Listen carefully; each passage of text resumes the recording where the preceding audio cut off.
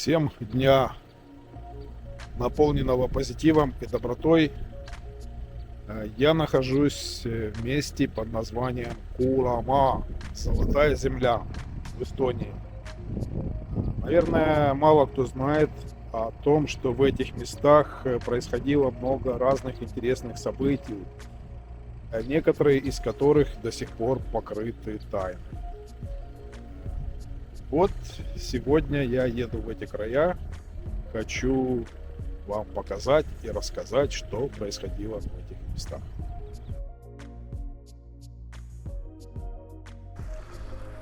Кулама, Золотая земля. Одна из легенд гласит, однажды путник увидел змею, бросил в нее камень, она погибла, а вместо нее появился золотой слиток. Золото же, конечно, здесь не добывают, а вообще название Кулама, Золотая земля, связано со старонемецким языком. Ну а моя версия, я думаю, самая правдоподобная и самая лучшая. Кулама, потому что вот оно золото. Кулама. Оно кругом.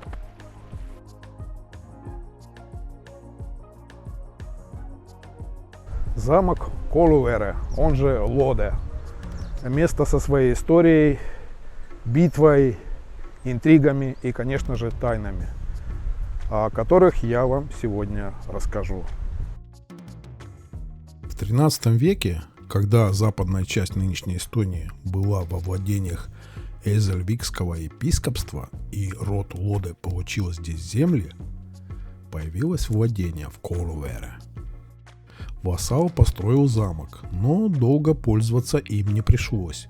Между епископом и сыновьями Иоганна фон Лоде произошла ссора, и замок со временем отошел во владение ордена меченосцев.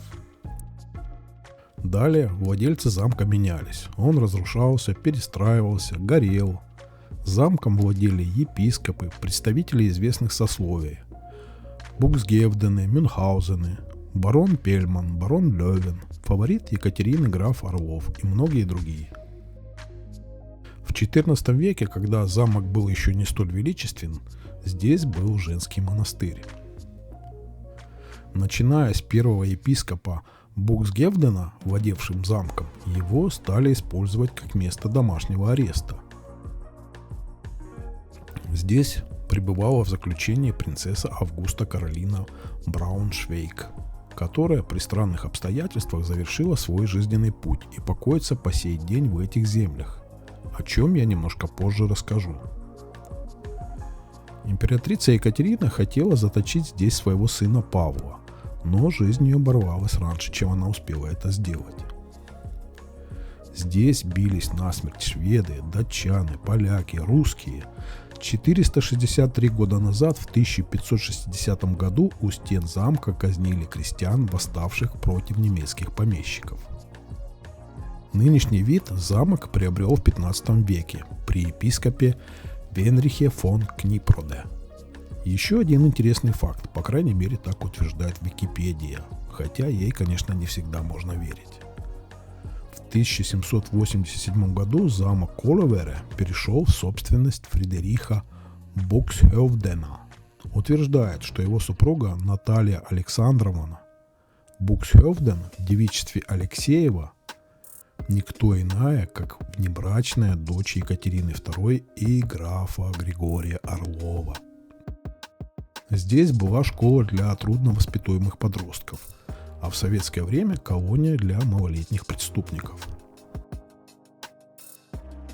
В 1963 году здесь была психиатрическая клиника. Колуверский замок и 15 гектаров парка были проданы с аукциона за 11 миллионов эстонских крон. И изначально предполагалось одним из вариантов открыть в замке пятизвездочный дом для престарелых, для зарубежных эстонцев, которые хотят вернуться на родину, но у которых здесь не осталось родственников. На данный момент замок полностью отреставрирован и является частной собственностью. Теперь здесь проводят свадьбы, банкеты и предоставляют комнаты класса люкс. Но попасть туда не так просто, ибо все бронирование идет посредством общения через электронную почту. Одной из самых известных страниц истории замка является история принцессы Августы. Августы Каролины Брауншвейг-Больфенбютельской, немецкой принцессы, племянницы короля Великобритании Георга III, супруги вюртембергского принца, впоследствии короля Фридриха I, известного своим выдающимся ростом 2 метра 11 сантиметров и весом более 200 килограмм. Поговаривает, что ее привидение время от времени дает знать о себе в замке. Принцессу Августу Екатерина II сослала в замок под надзор 60-летнего фон Польмана. В 1788 году стало известно о кончине принцессы. Внезапная смерть Августы породила много слухов и домыслов. Принц Фредерик попросил императрицу предоставить ему более точные сведения о смерти. Но Екатерина II хранила полное молчание.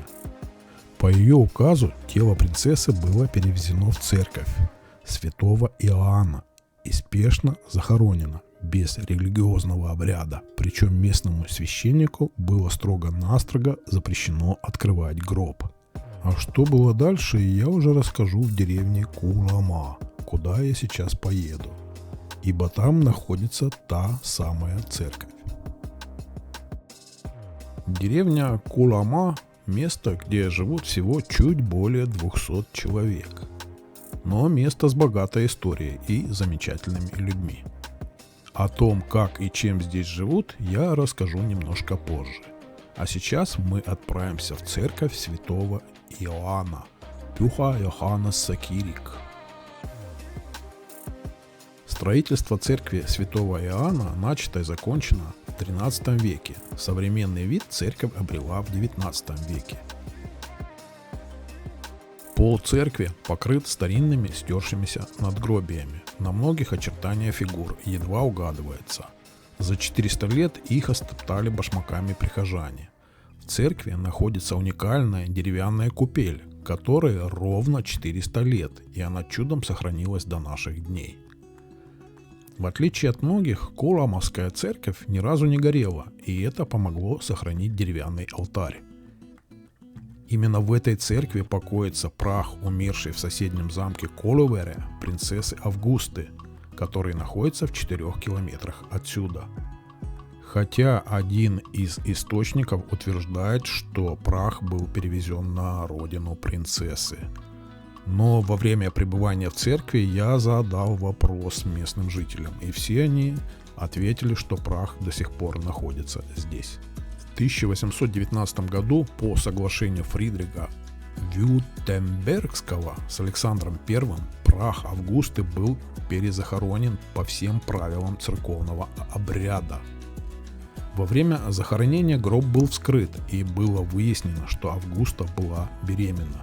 В результате проведенной эксгумации стало известно, что во время родов Польман, чтобы скрыть свое преступление, отказал Августе во врачебной помощи, и она умерла. Согласно официальным документам, он обращался с принцессой как с арестанткой, домогался ее, возможно, применял насилие и скрывал от Екатерины II истинное положение дел. На надгробном камне, где покоится принцесса, есть надпись. Гласит она так: «Здесь покоится с миром Августа Каролина Фредерика Луиза». Покой принцессы несколько раз нарушался. Первоначально принцессу хоронили слева от алтаря, затем перезахоронили в центре нефа. Возможно, в конце 19 века останки вывезли на ее родину, но это лишь ничем не подтвержденное предположение. Надгробие с оградой было установлено возле кафедры в 1890 году, поскольку мешало церковным службам. Здесь ходил в школу Рудольф Тобиас, эстонский композитор, органист, хоровой дирижер и педагог. В годы учебы он при каждом удобном случае бывал в своей любимой стране золота, черпая вдохновение для творчества и играя на органе в церкви Кулама, где его отец был старостой. Редко можно встретить в сельской местности церковь, столь щедро отмеченную благородными родами. На церковном кладбище покоятся помимо принцессы многочисленные Буксхевдены, Стейнбоки, Штеккельберги, Бенкендорфы, Мейделе, Тизенгаузены, Польманы, Эссены и так далее. Есть на церковном кладбище еще одна достопримечательность, если это можно, конечно, так назвать. Это старый круглый крест, которому уже 403 года, и надпись на нем гласит «Ситта Котт Мац» и год 1621. А некоторые это переводят как «Мац с мешком экскрементов». По легенде, здесь похоронен крестьянин по имени Мац, который собирал на проселочных дорогах лепешки конского навоза и удобрял ими свои поля. Тем самым он добивался высокого урожая и разбогател так сильно, что купил себе место на кладбище у церкви среди высоких, именитых, скажем так, людей. И там был похоронен. И, как я и обещал, о том, как живет обычная эстонская деревушка, где жителей чуть больше 200 человек. А начну я, пожалуй, с того, о чем меня чаще всего спрашивают в комментариях к подобным видео. Чем занимаются местные жители? Напомню, что в деревне живет около 200 жителей. Главное же, конечно, это сельское хозяйство. И это прекрасно видно по спаханным полям. Здесь также имеется несколько малых предприятий. Это небольшая автомастерская, пивоварня, цех по производству топливных брикетов, а также предприятие по выращиванию редких грибов. Кроме всего прочего, часть людей занята в сфере обслуживания и образования. Здесь есть свой магазин,